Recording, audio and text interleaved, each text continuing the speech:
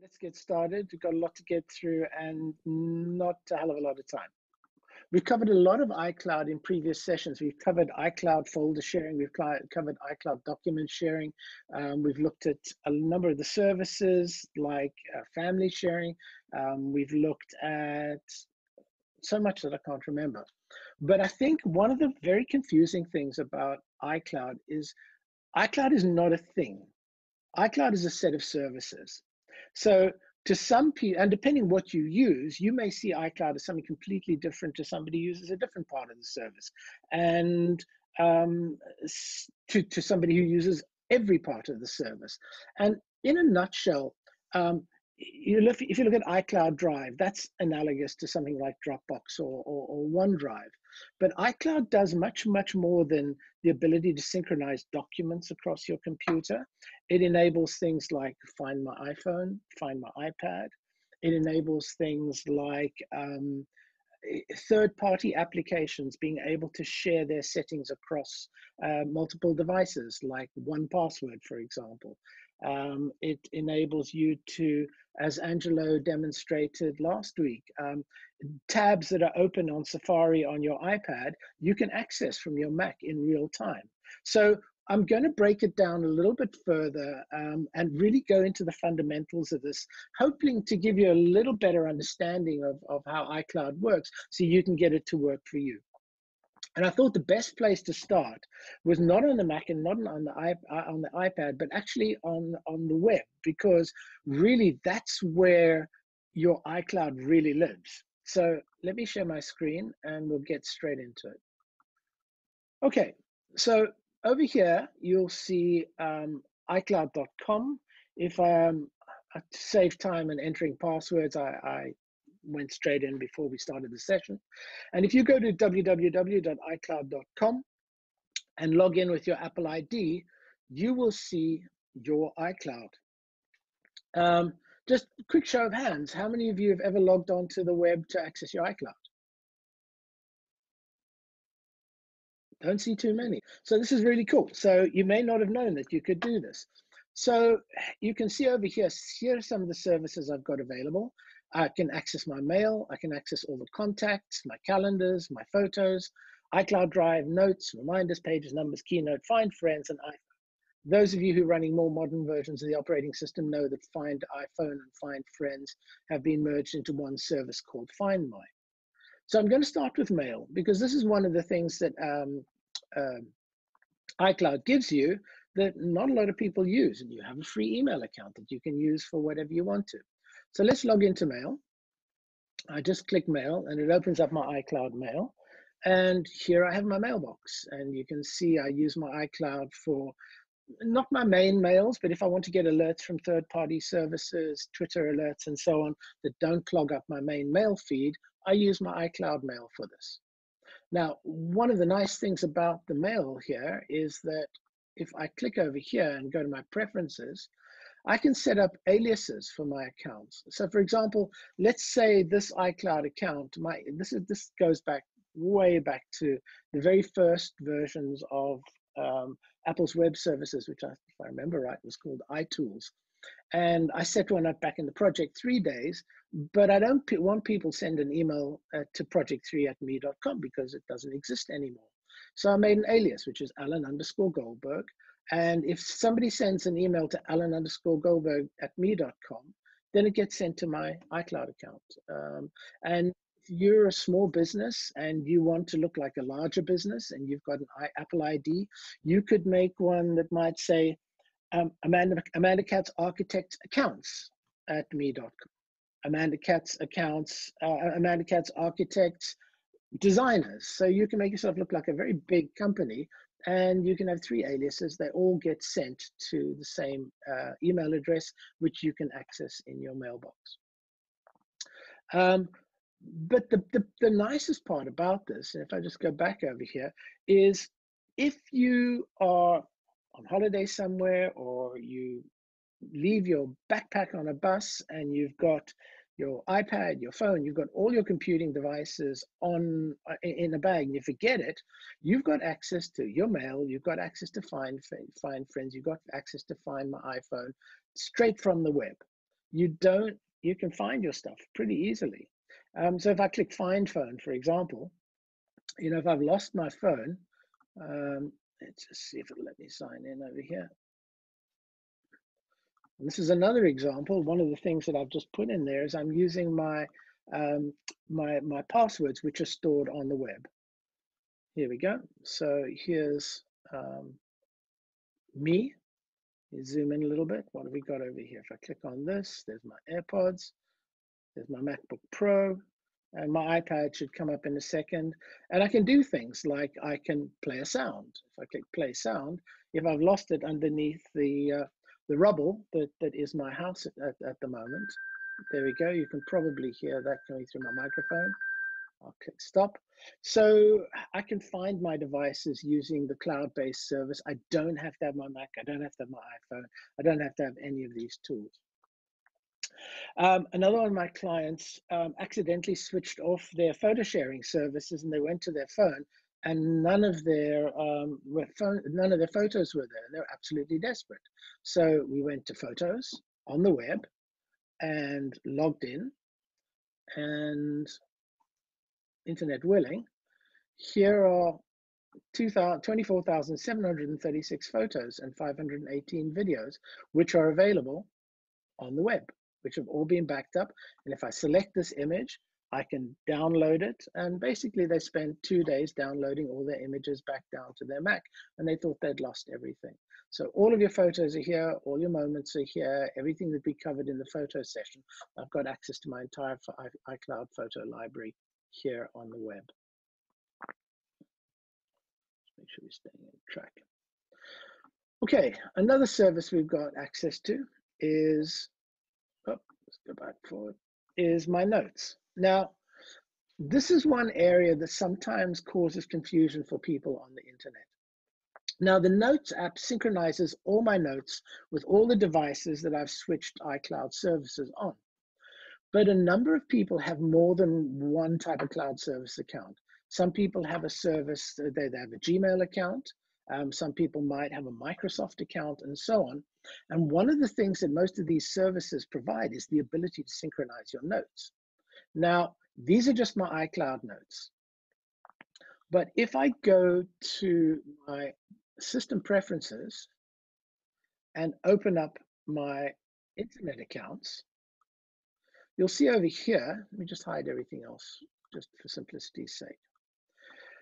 Over here, I've got iCloud, and these are all the services that are enabled by default in iCloud.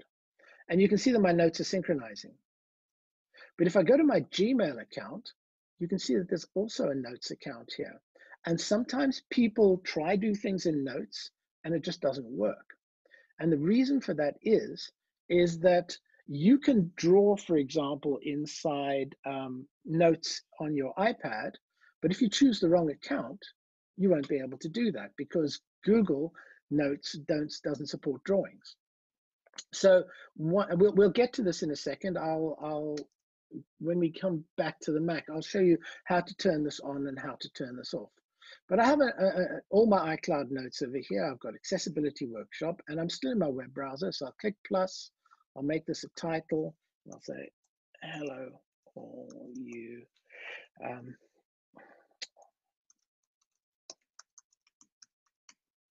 Attendees.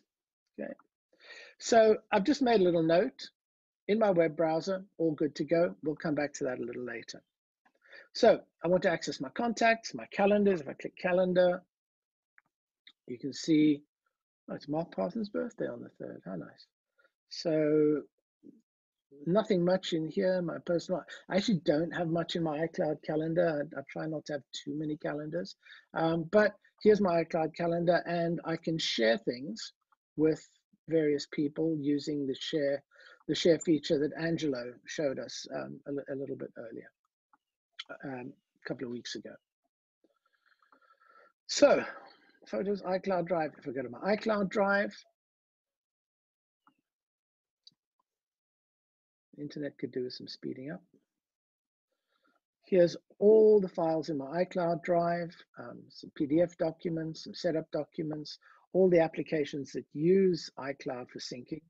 Their folders are here. If I go to Pages, for example, and open that up, I should see a whole bunch of Pages documents. But let's speed this up. So let me go back here. So now you see I've got Pages, Numbers, and Keynote. If I go to Pages, there are all my Pages documents. And at the moment, they're being sorted by name. So let's sort them by date. Is that oldest to newest?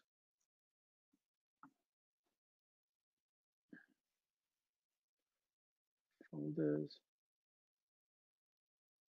So all of these are pretty much just Pages documents.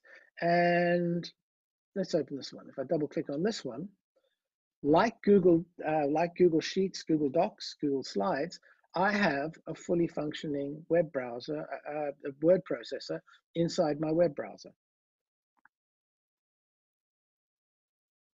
Possibly should have chosen a slightly smaller document.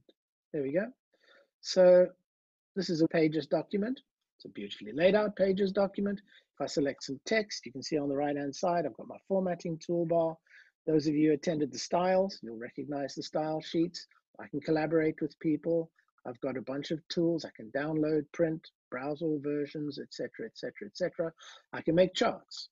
I can make graphs. So again, I wouldn't say every single feature that's available in the desktop version of Pages is here, but it's pretty darn close. Let's go back to my my settings, because one of the things, actually I won't go to settings, I'll just go back to the iCloud Drive. One of the things that you can do if, yeah, no, I'll go to settings over here, is over here I have an overview of my account. There's my account name. I can go to my Apple ID and manage it. I can go and change my password if I want to. It shows me all my storage, which you're familiar with probably in your browser. It shows me all the accounts that have signed up with that Apple ID. So you can see I've got, you can see I'm fairly heavily invested in Apple. Now, if I click on Restore Files, remember Angelo showed us quite some time ago about how we can do versioning inside our documents. And if you'd made a mistake, you could restore a document that was 2 or 3 weeks old. It's going through all of my iCloud documents over here. And I could select this file and I could restore it. So I can also go back and look for old documents that I may have deleted or changes that I've made in existing documents and restoring them. And you can see it can restore my contacts, my calendars, or any bookmarks. So again, pretty useful. So that's a very, very rapid overview of iCloud settings. If you're using this on someone's machine, I strongly recommend that you sign out at the end of it. Otherwise, they've got access to all your stuff. So yeah, just be aware. Right, so let's have a look at the Mac settings. So if I go to my system preferences, and let's minimize you for the moment. I access my iCloud from here. So if I'm an iCloud user, I've got a quick overview. I can get information about Apple ID and their privacy policies. If I click name, phone, and email, this is how people recognize me. So for example, once this is opened up, you'll see that I have a variety of email addresses. I have a variety of phone numbers. And if somebody's using something like iMessage, for example, and they want to contact me via iCloud and not necessarily use an SMS, then I've said that my phone number can be used as an iCloud iMessage conduit. Right? So if I have a second phone, I can add that phone. And when somebody tries to send an SMS, for example, to that number, it could choose to send it as an iMessage rather than as an SMS. So this is one way of being looked up. Yeah, it's also got my name and my date of birth. I am ancient. Hide email and forward to Project 3. This is a fairly new thing, and I don't want to labor it too much, but I'm sure most of you are used to going to websites that says create an email, create an account, or sign in with Google or sign in with Facebook, right? The only problem with that is that Google uses your information to sell to advertisers, and Facebook uses it to undermine democracy in the Western world. No, I didn't say that. Whereas Apple have just introduced a new service called Sign In with Apple. And what this does is it anonymizes you. It creates a temporary email address that they send to whichever service you're trying to sign up, but using this service, it will route that through to you. So you will be an anonymous individual as far as the third-party service. You'll have an email address that they can connect to you with and you can access, but they can't necessarily use that information and share it and say, oh, well, this person was here and this person was here, so I'm now starting to build metrics about it. So this is quite a useful little thing. It's fairly new. I've only been to 2 websites that have used it so far, and I would encourage you to learn more about it if your privacy is something that's useful to you. Password insecurity. This is where you can change your password, and you can also turn on 2-factor authentication, which again, I strongly advise you to do. If you sign on to a website, it's really nice for it to be able to send a message back to your device, to another device saying, is this you? Is this really you?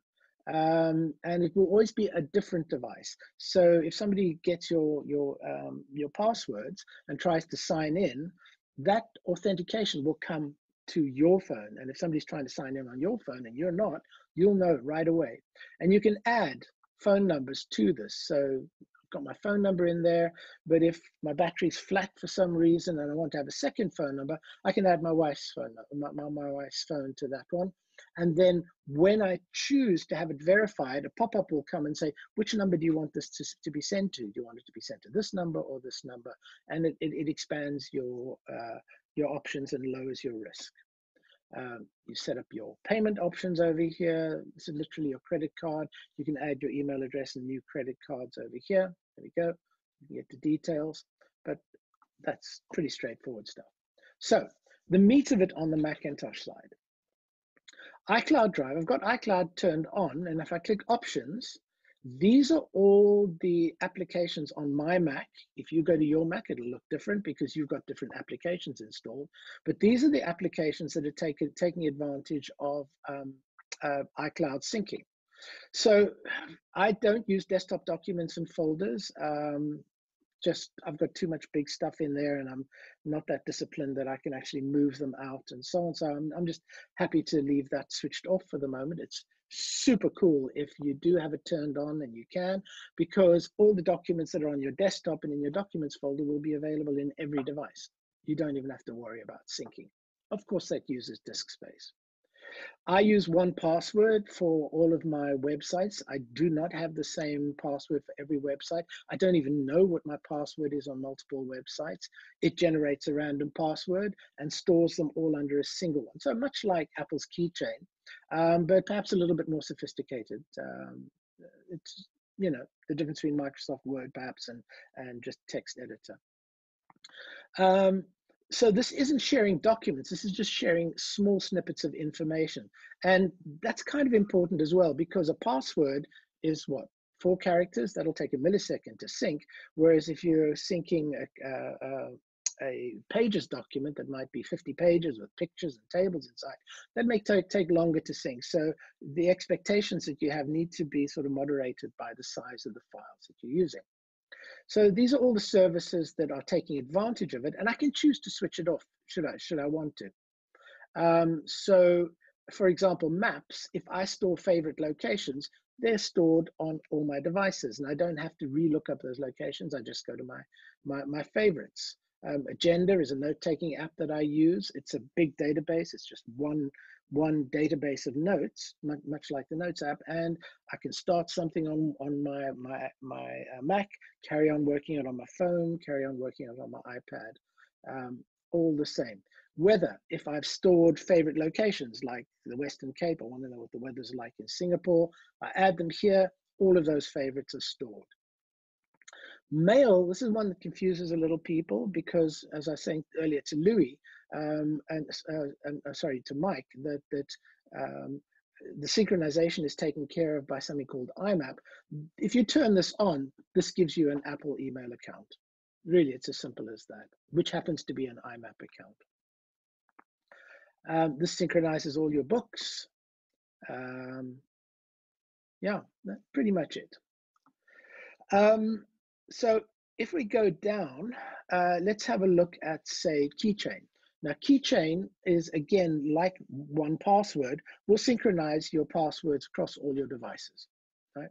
Pure and simple. So that if I tell my Mac, if I sign into something, please remember my passwords. When I go to my iPad and I go to that website, it says, would you like to fill that in? Would you like me to fill that in for you? And you can say yes and use Touch ID or Face ID to look after it for you.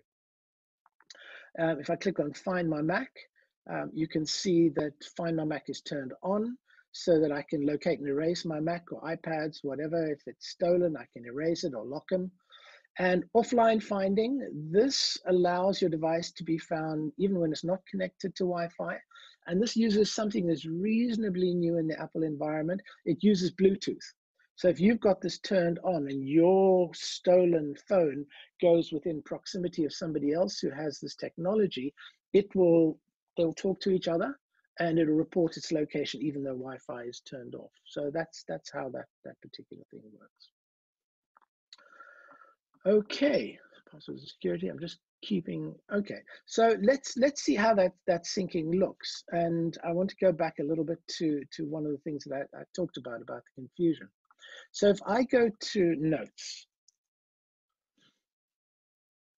here's my Notes on my Mac, and these notes completely mirror and completely sync what's on my iPad. And over here, you'll see that's the document that I created a little bit earlier on my web browser. It's automatically synced. And if I just type, this is some text, if I go to my iPad, let's just bring Reflector up, wake my iPad up. Okay, let's resize this.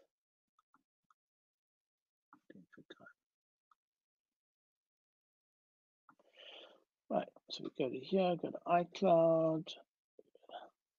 As you see, here is some text that's automatically being synced. So this is just small snippets of text that are going forward. It doesn't take very long to sync. And if I added some info on my iPad, within a minute or two, there we go, no, a minute or two, within a second or two, it appears on my Mac as well. So iPad, Mac, all good, no problem with it.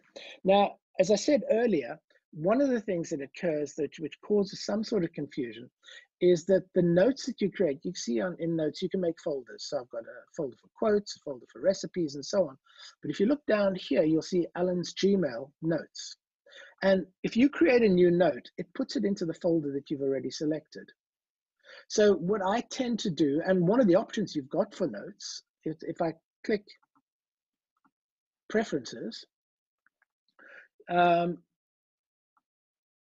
enable the On My Mac account. If I switch this on, it will create let's turn it on, see what it looks like. Okay, there we go, down at the bottom, On My Mac. If I create a note over here inside this folder, that just lives on my Mac. It doesn't get synced.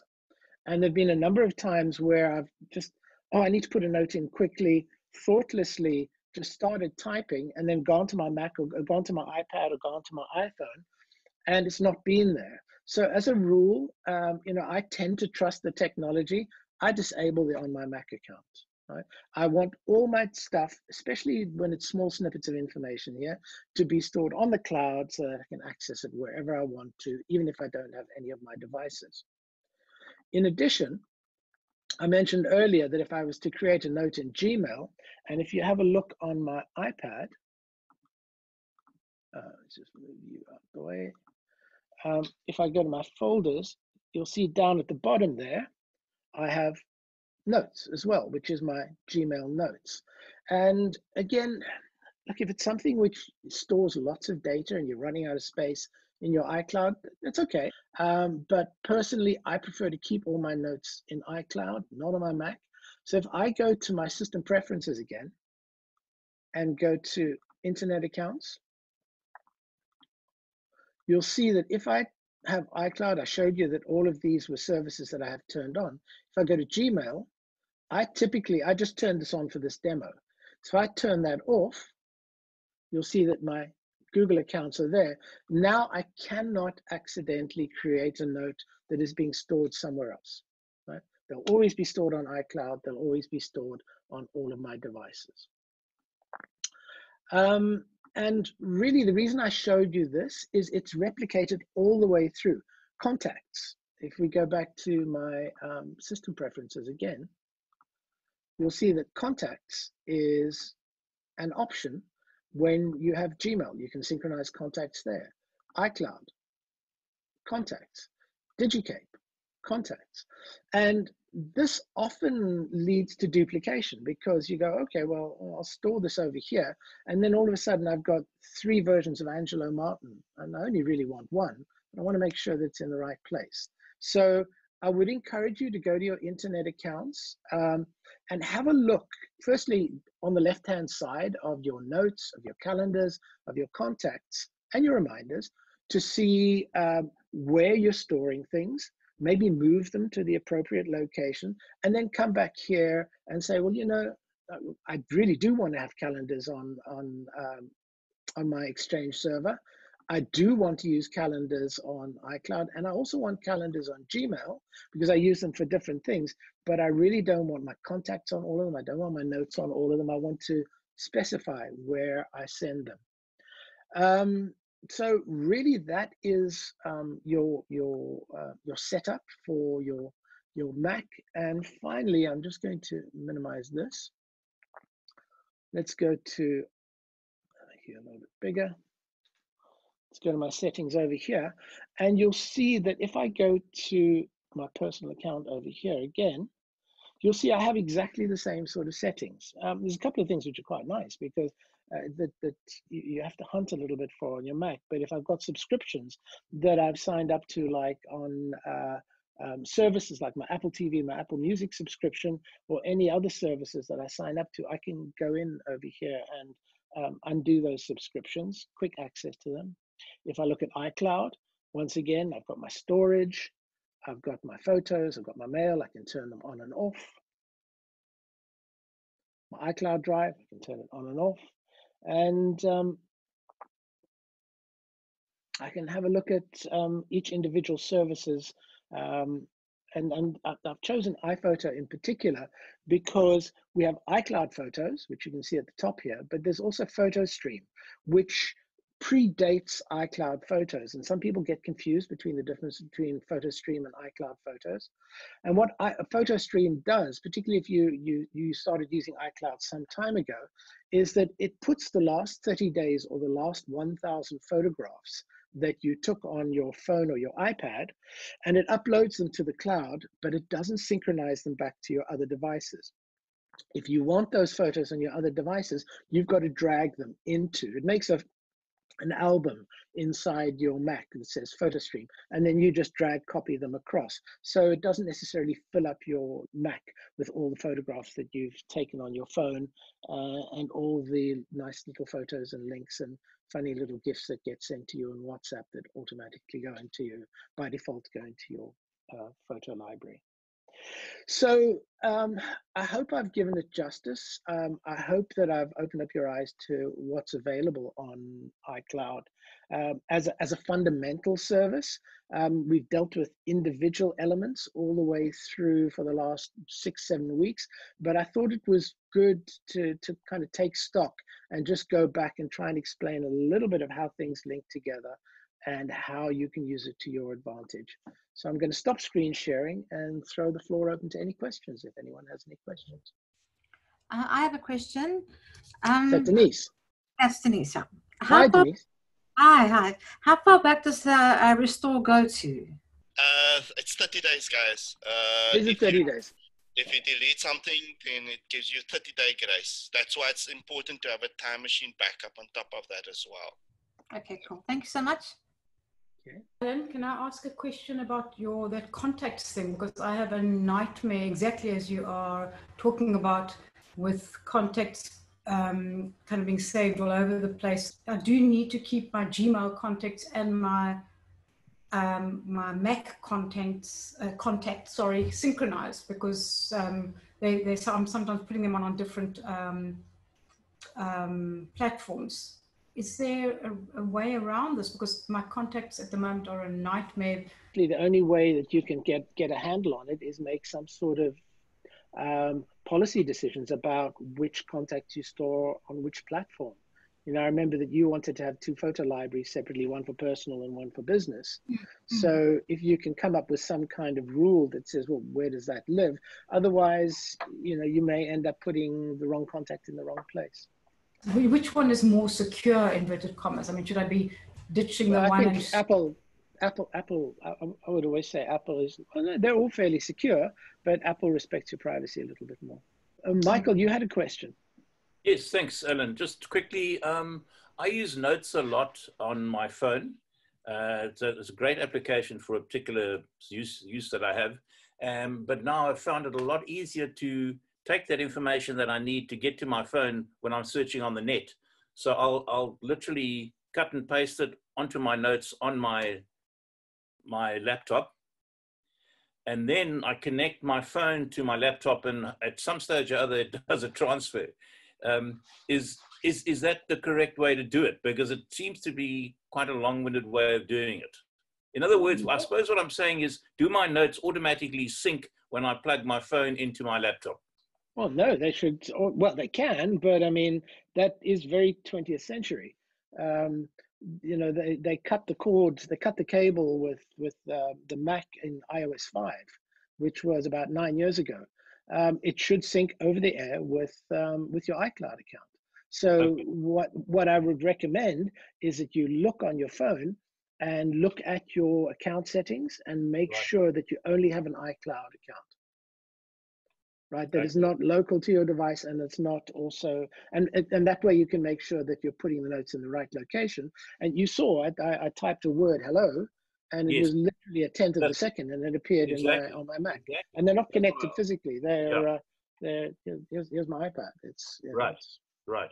Wireless. No, that's what caught my eye. I thought, well, hang on a second, yeah, I'm operating in the dark ages. And then just one other quick question. There's no way that these notes ever can disappear. I mean, I've often sometimes, but I think it's a question of misfiling, but once I've got it on my notes, they don't disappear after 30 days or whatever. They'll be there forever. 100%. Yeah, okay. Thank you very much. Any more conversation, questions, folks? Hank, yes. Yeah, sorry, I've got a question here, and it's one of the challenges I've got with iCloud, especially on the photos. So we've got like one of these small MacBooks that we use when we normally travel and things like that, because it's compatible, and it's you know, it's nice to upload your photos, put it on an external drive, upload it to the cloud, and then it's safe. Mm-hmm. But what I find is, so I've got to log into that account, for example, my wife's got one, and things like that, but it's got limited hard drive space. And one of the other cloud providers that I've used in the past, they give you the ability where you can actually select the folders you want to sync. So if there's for example, you can upload stuff into the cloud, but you don't necessarily want to keep it locally on that particular laptop. Is there a way around it with iCloud? Because I can't seem to find that setting. It's not the same thing, but there is an option. Let me see if I can find it quickly. I think it's in Photos itself, but there's an option which says optimize storage, and what that does is you can't actually select a folder and say I want this on the cloud and I want this local. You have to do the individual files. No, it does it for you. Hang on a second, let me just share my screen with you. Right, so this is the Photos preferences, right? You've got general and you've got iCloud, and you've got this one option that says optimize Mac storage. And what this does is if your Mac is, as it says, low on space, full resolution photos are automatically replaced with smaller device size versions. Now, not physically smaller in terms of screen resolution or you know what you can see, but they're very much smaller files in terms of how much disk space they take up. And often when you double click on one of those files, you'll see, I don't think you attended our photos session. In the bottom right-hand corner, it'll appear, the image will appear to be slightly fuzzy, and you double click on it and it downloads the full resolution so that you can see it. Yeah. So, and the Mac works across the board with a number of services to do this for your Mac. Because the challenge we've got at the moment is we've got faster and faster hard drives, but they're smaller compared to the old spinning hard drives.